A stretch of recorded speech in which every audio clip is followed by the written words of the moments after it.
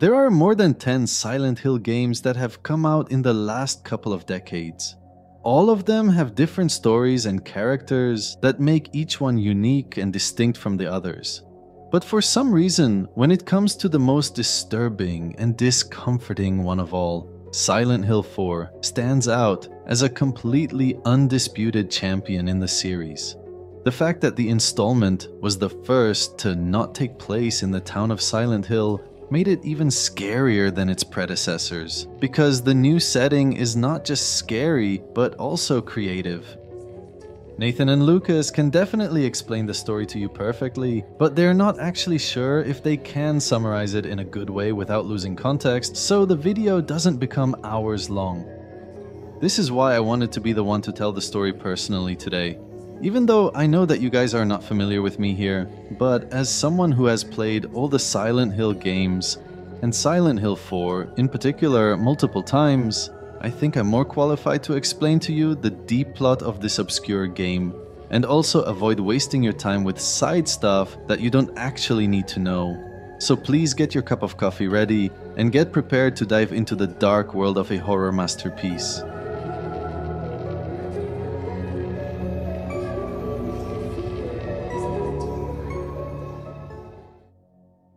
The protagonist here is a 33-year-old man named Henry, and he lives in the city of South Ashfield, which is a place that's actually geographically close to Silent Hill Town. However, things start to escalate quickly when, one day, Henry becomes inexplicably trapped in his apartment, room 302, with no means of escape or communication with the outside world. From that point on, bizarre and horrifying dreams start to torture him mentally, and even his desperate cries for help go unheard. And despite his absence, the other residents of the apartment building continue with their lives normally, unable to open the mysterious room 302. But the events took an even stranger turn after 5 days of the situation, when Henry discovered a creepy hole in his bathroom wall, which led him to nightmarish alternate dimensions known as Walter's Otherworlds.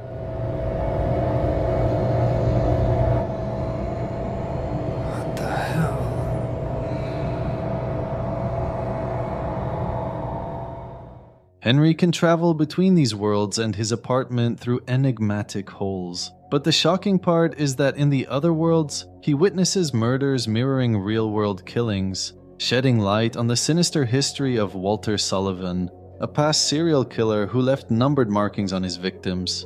If we want to understand the core story of Silent Hill 4 as simply and as quickly as possible, then the first thing is that we need to learn about its characters.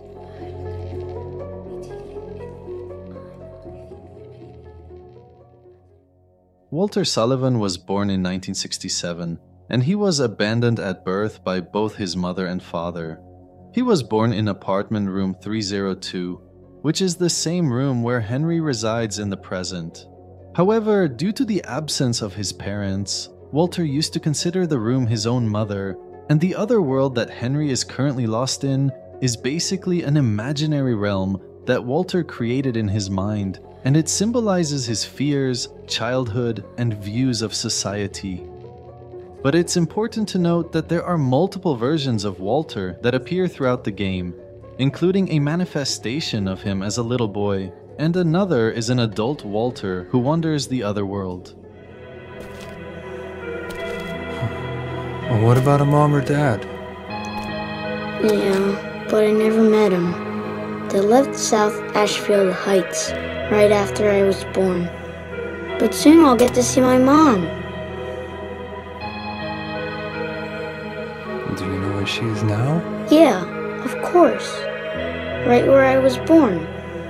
Lots of people tried to stop me, but it's fine now. It says in the scriptures that I'll be with her. I gotta hurry. Mom's waiting.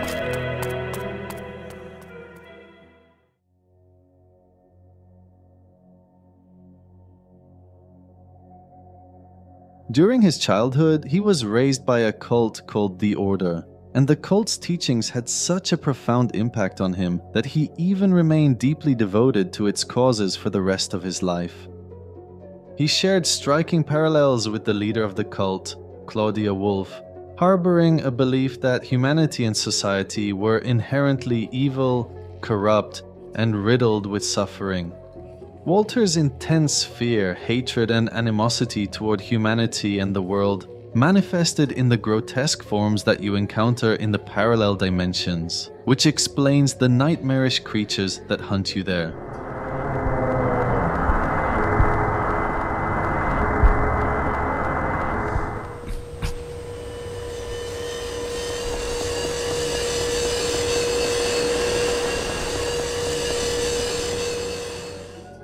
His tragic experience with his mother also resulted in him developing strong negative sentiments towards women in general, and these sentiments manifested through monsters called the Patients, which you can find at the hospital level of the game.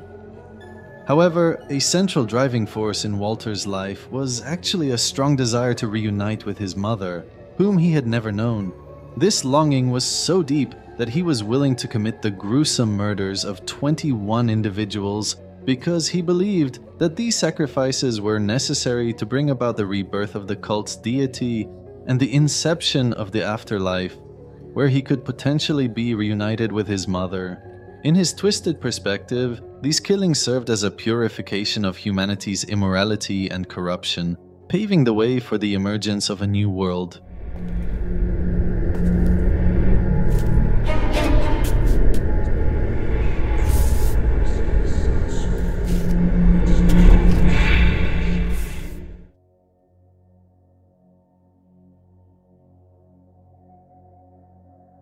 To understand this particular part of the plot, we need to fast forward to the future so we can discover who the adult Walter Sullivan is. But first, you need to understand that the current Walter is not actually alive. The real human Walter died in 1991 at the age of 24 in his prison cell after he was caught and sentenced for the murders he committed. And the current Walter is basically a ghost version of him that exists only in the alternate world. And here he's at the age of 34 in the year 2001. Walter's life as a human was a complete tragedy, marked by a lack of love and care, and he grew up hating society more and more every day. The only source of compassion that he had came from the cult members, which explains his loyalty towards them. This eventually led him to start a killing spree in order to fulfill the requirements needed for the completion of the cult's ritual. He killed multiple people in the area, including Cynthia Velasquez, who was a Hispanic woman who ended up being the 16th victim on the list, and she turned into a ghost while wandering the otherworldly realm.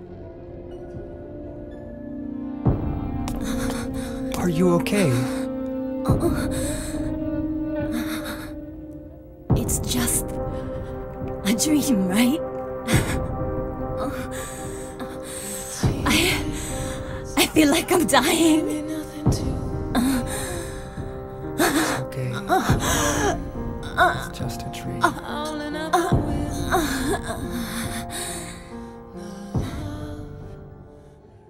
Another victim was Jasper, a mentally unstable young man who was also fascinated by the cult's philosophy and concept. But the strange part is that some of the victims were actually killed after Walter was arrested, which means that his killing campaign continued even after he turned into a ghost. This takes us to another important character in the game named Eileen Galvin, who resides next door to Henry in room 303. Throughout the initial half of the game, you are unable to directly engage with her, and you can only observe her through the room's peepholes and walls.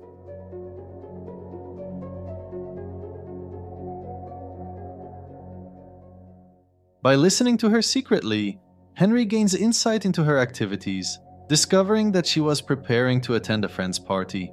However, after Henry's exploration of the first 4 of Walter's otherworlds, a significant turning point occurs in the 5th otherworld, which is an alternate version of the whole apartment complex that he lives in. Here, Henry witnesses the ominous presence of Walter Sullivan at Eileen's door. Subsequently, Henry manages to locate the key that unlocks Eileen's room, allowing him to bear witness to a horrifying scene unfolding within. He finds Eileen lying gravely wounded on her living room floor, having endured an assault by Walter, who chose her as his next victim. In a terrifying moment, Eileen expresses gratitude toward Walter's younger self for attempting to shield her from his adult counterpart before slipping into unconsciousness. This basically means that Walter was an innocent kid with a pure soul who couldn't hurt anyone, but apparently things transformed when he grew up and started understanding the world from a completely different perspective. Did you find your mommy? This place, it's dangerous. You need to hurry. Get out of here.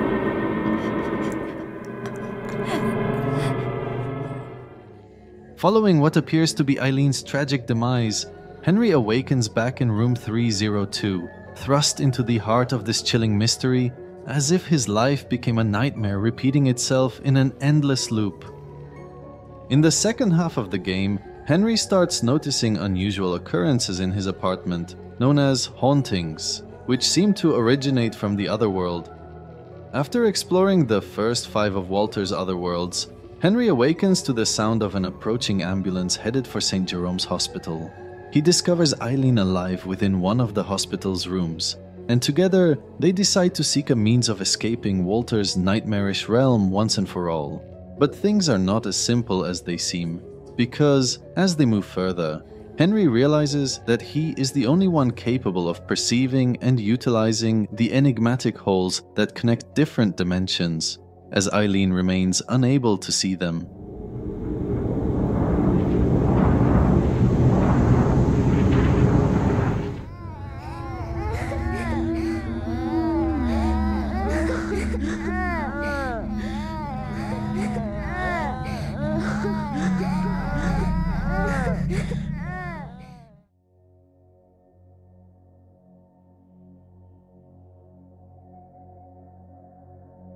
During this time, Eileen shares information about Joseph Schreiber, a journalist who mysteriously vanished a few months before Henry resided in room 302. Joseph experienced the same situation that Henry is going through, and he even visited the other worlds.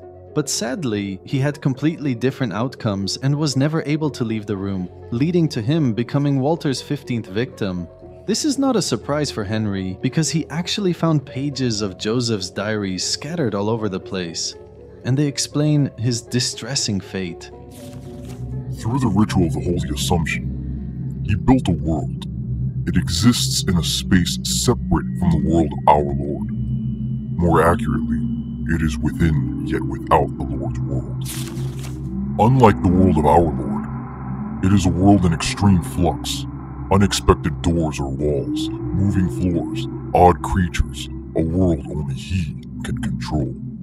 Anyone swallowed up by that world will live there for eternity. Undying, they will haunt that realm as a spirit. After leaving the hospital, Henry and Eileen find themselves on a strange spiral staircase, decorated with bizarre objects like human limbs and shadowy figures. This staircase connects all of the other worlds they encounter, and they must descend it to discover something called the ultimate truth.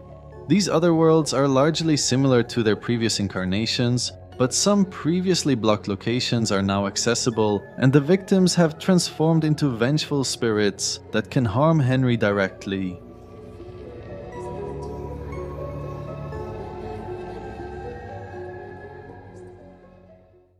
In the first revisited otherworld, Henry encounters Cynthia Velasquez, whose face is obscured by long flowing black hair. The second otherworld introduces him to Jasper, a perpetually burning figure, and eventually it becomes evident that Walter Sullivan is pursuing them through these realms. However, in the fourth revisited otherworld, Henry confronts Richard Braintree, who possesses the ability to teleport, and here, Walter kidnaps his own manifested younger self. Get out of my way! Who are you, anyway? My name's Walter. Walter Sullivan. It's time to complete the 21 sacraments. But that's my name. And what are the 21 sacraments? Don't worry. You'll know soon enough. Well, let's go and see Mother. Let me go, that hurts!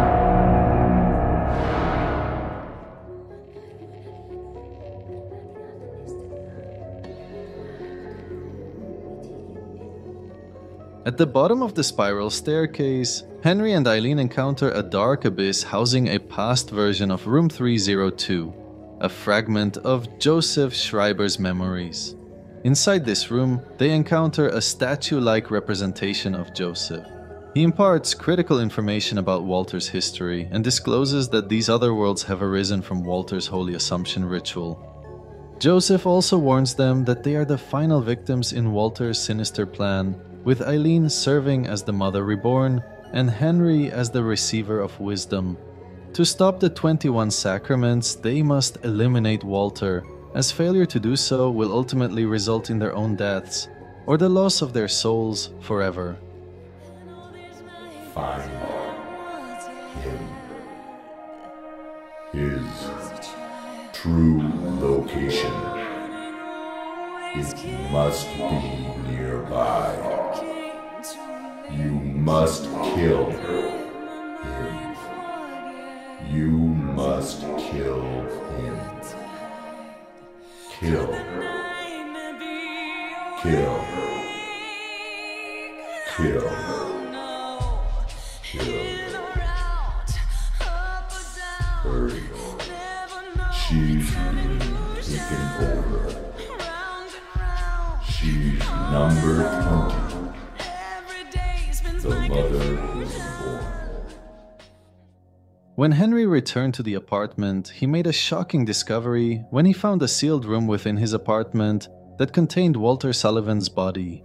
Afterwards, he took some keys found in Walter's pocket and unlocked his chained front door, only to find the apartment complex transformed into a chilling nightmare.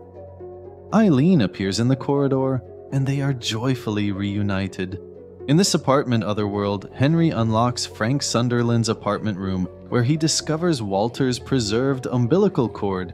And in case you don't know who Frank Sunderland is, he's actually the father of the protagonist James in Silent Hill 2. And he lived in the same apartment complex where Silent Hill 4 takes place. Anyway, this discovery triggers intense flashes of Walter's memories, causing Henry to collapse in agony. Eileen attempts to console him, but eventually leaves him to go locate Walter's child self, leading to their temporary separation. When Henry returns to his room again, he finds Walter's corpse has mysteriously vanished, and in its place, there is now a dark, circular abyss. Henry ventures into this abyss and discovers a large room containing a menacing, spiked, spinning mechanism at its center, surrounded by a pool of blood. Within this chamber, he encounters a grotesque giant monster resembling a torso. Here, Walter Sullivan reappears one more time, and Henry realizes that Eileen has been possessed, and is about to walk into a deadly trap, which would kill her. This sets the stage for the final and most memorable confrontation of the game.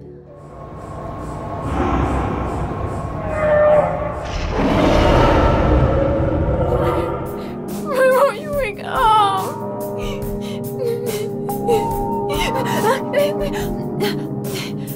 Henry? My head. I'm scared.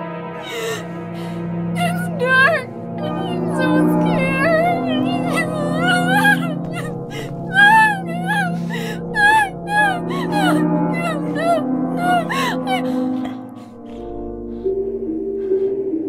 Mommy? Mommy? You okay?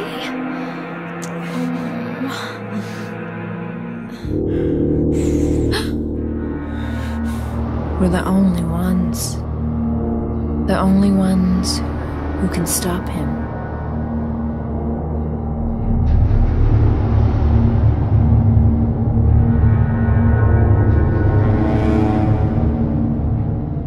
The receiver of wisdom.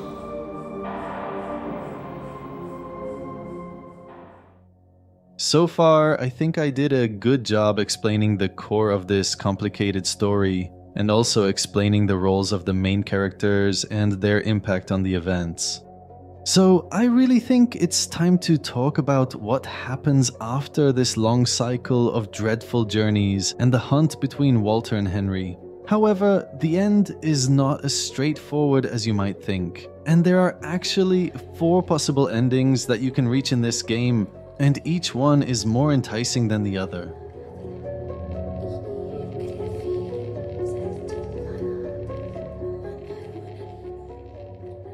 The first ending is called Escape, and here Walter falls to the floor after his defeat, calling out for his mom before becoming motionless. The room shakes, and Eileen collapses after becoming free from possession. Henry reaches out to her as young Walter, in his own apartment world, knocks on the room door before fading away. The door to Henry's apartment finally opens, and he leaves the apartment building once and for all.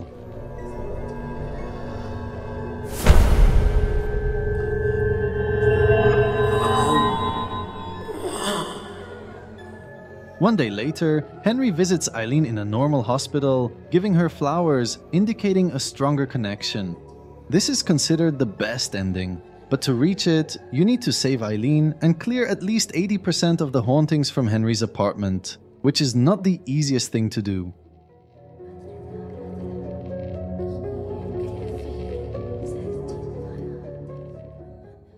The second ending is called Mother, and it's very similar to the escape ending. But here, when Henry visits Eileen in the hospital, she mentions going back to the apartment complex. The scene then shifts to Henry's apartment, which is still haunted, implying potential possession and going through the nightmare again. To obtain this ending, you just need to save Eileen without clearing 80% or more of Henry's apartment of hauntings.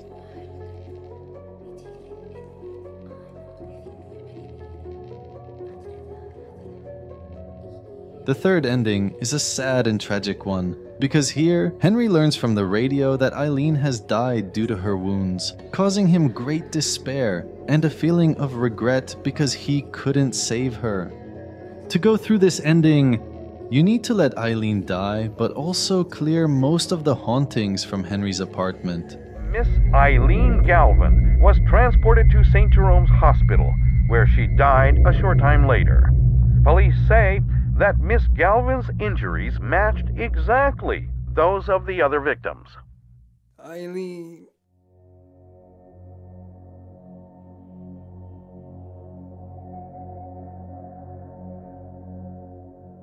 The last ending is about the 21 sacraments, and it's literally the most painful and heartbreaking. Even though Walter is defeated in this ending, Henry somehow becomes overcome with pain and seemingly possessed. Young Walter appears in the blood-stained room 302, expressing his intent to stay with Henry forever.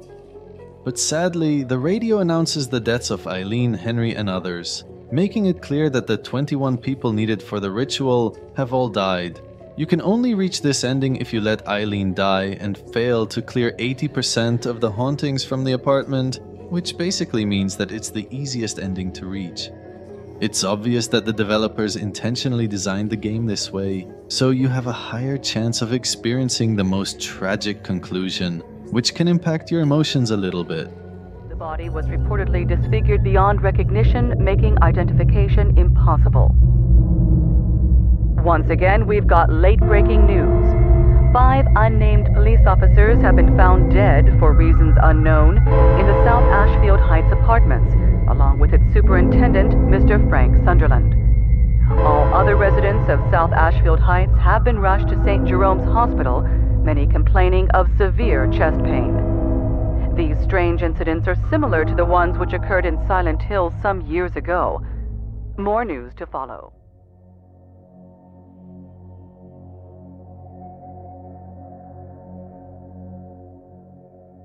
Andrew DeSalvo is a weird, nervous man, and you can meet him locked in a cell in the water prison, which is a chilling prison that only exists in the third world of the other worlds. Before the events of the game, Andrew worked as a guard at the Wish House Orphanage and the water prison for the Order cult, even though he wasn't a member of the Order himself. but during his time there, he mistreated the children in his care and was not kind to them in any way. Walter's diary suggests that he might even have been involved in the disappearance or possible death of a boy named Bob, who is Walter Sullivan's childhood friend. There are also hints that indicate that Andrew might have used leeches in drinking water to poison some of the children there, so he was obviously a total douchebag.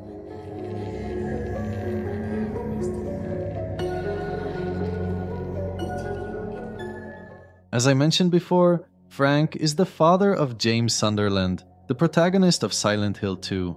He also serves as the superintendent of South Ashfield Heights, the apartment building where Henry resides. Before the events of the game unfolded, Frank made a significant discovery when he found an abandoned baby in room 302.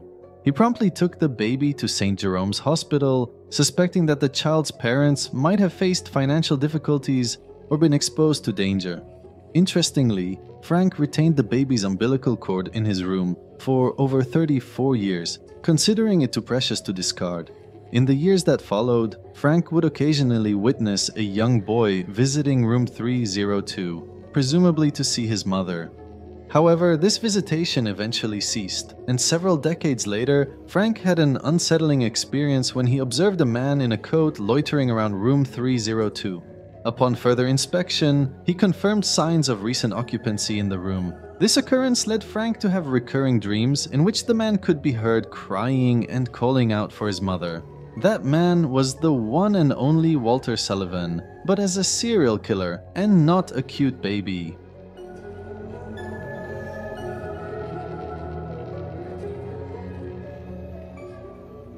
One of the most disturbing creatures in the game is obviously something called the twin victim, and it's basically a monstrous manifestation of the tragic deaths of the two kids, Billy and Miriam LOCANE. They're not explicitly shown in the story, but it's revealed that both died at the same time in Silent Hill Town, where their house is located. They loved each other so much, and Miriam was very close to her brother, and that's why their nightmarish version in other worlds is a monster with one body and two faces, representing the strong bond between the two siblings.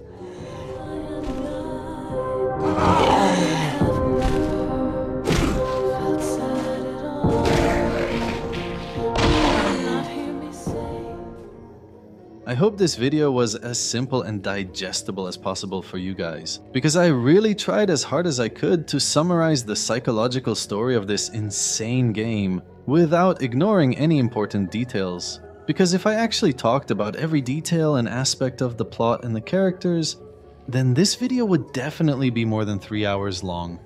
The reason for that is the fact that some characters here have deep backstories and are connected to each other in a fascinating way that makes each one of them a story in itself.